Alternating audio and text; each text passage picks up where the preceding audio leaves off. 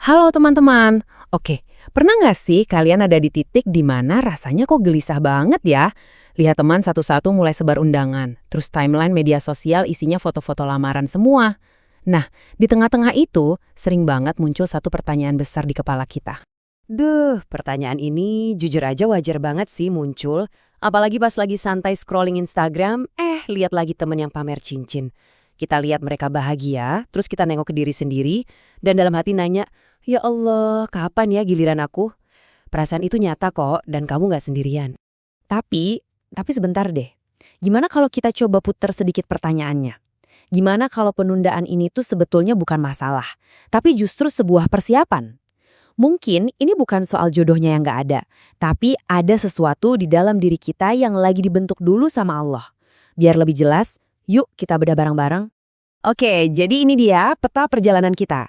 Kita akan mulai dari rasa cemas yang bikin overthinking, terus kita coba pahami konsep takdir, lalu kita cari hikmah di balik penantian ini, apa aja langkah-langkah yang bisa kita lakuin, dan akhirnya gimana caranya biar kita bisa damai dan percaya sama timeline darinya.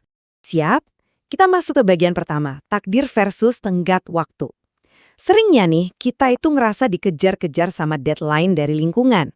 Padahal dalam Islam, jodoh itu bukan perlombaan, ini soal takdir. Gini, Allah itu kan sudah menetapkan kalau semua diciptakan berpasang-pasangan. Artinya, pasanganmu itu ada. Tapi, takdir itu paket komplit. Bukan cuma soal siapa orangnya, tapi juga soal kapan waktu yang paling pas. Dan soal kapan ini, nah itu murni rahasia dan kendali Allah. Problemnya, kita hidup di zaman yang serba instan kan? Laper, tinggal klik aplikasi. Mau belanja, tinggal klik. Cari kenalan, geser kanan kiri. Nah, tanpa sadar kita jadi berharap jodoh juga bisa secepat itu. Padahal pernikahan itu bukan kayak check out bareng di keranjang belanja. Ini tuh komitmen suci seumur hidup, sebuah ibadah. Oke, sekarang kita masuk ke jantung pembahasannya nih. Yuk kita coba urai 5 kemungkinan alasan kenapa kita masih menunggu. Anggap aja ini sesi introspeksi diri buat kita semua ya. Alasan yang pertama, bisa jadi kamu itu lagi di-upgrade sama Allah. Kita tuh sering banget fokus nyari orang yang baik, sampai lupa nanya ke diri sendiri, aku sendiri udah jadi orang baik belum ya? Ibaratnya gini, kita doa minta pasangan yang sabar. Allah malah kasih kita ujian kesabaran. Minta yang dewasa, kita malah dihadapkan sama masalah yang maksa kita buat dewasa. Proses kayak penolakan atau patah hati itu mungkin sakit ya, tapi bisa jadi itu cara Allah melatih kita biar kita jadi pribadi yang pantas buat pasangan hebat yang kita doakan itu. Nah, ini dia alasan kedua. Dan ini sering banget terjadi. Kita terjebak sama standar, bukan fokus sama kesiapan.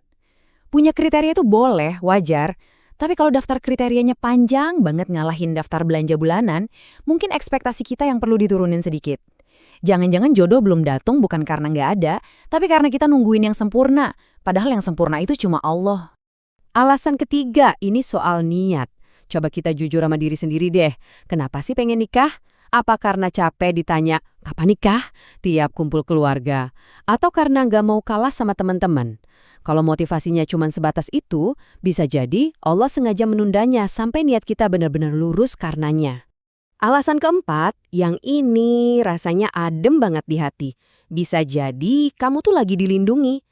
Kadang sesuatu yang kita anggap kegagalan, itu sebenarnya adalah cara Allah menyelamatkan kita dari orang yang nggak tepat.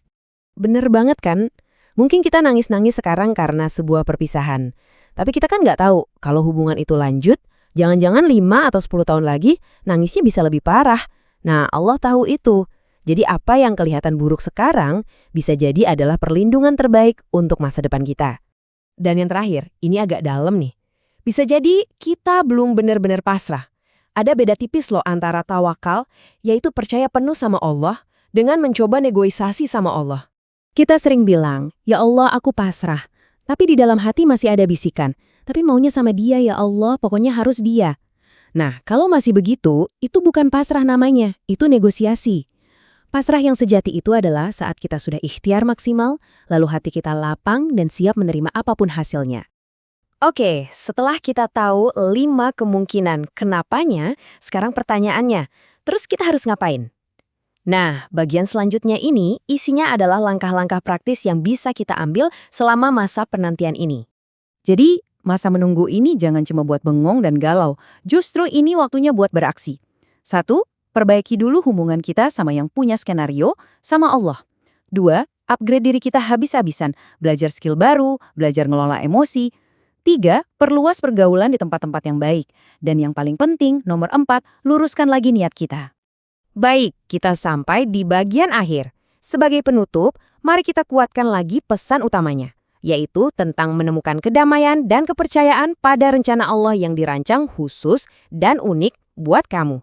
Ingat ya teman-teman, single itu bukan aib, itu bukan tanda kegagalan, itu hanyalah sebuah fase, sebuah periode waktu yang Allah kasih khusus buat kamu untuk bertumbuh, untuk menyembuhkan luka lama, dan untuk jadi versi terbaik dari dirimu tanpa ada gangguan. Coba resapi kalimat ini baik-baik. Ada ketenangan luar biasa di dalamnya.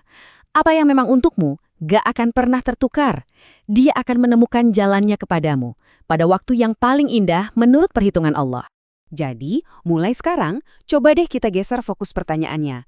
Bukan lagi kapan dia datang, tapi kalau dia datang besok, aku sudah siap belum? Semoga setelah ini hati kita semua jadi lebih tenang dan lebih fokus pada persiapan diri. Karena bisa jadi, di luar sana, jodohmu juga lagi berdoa untuk dipertemukan dengan versi terbaik dari dirimu.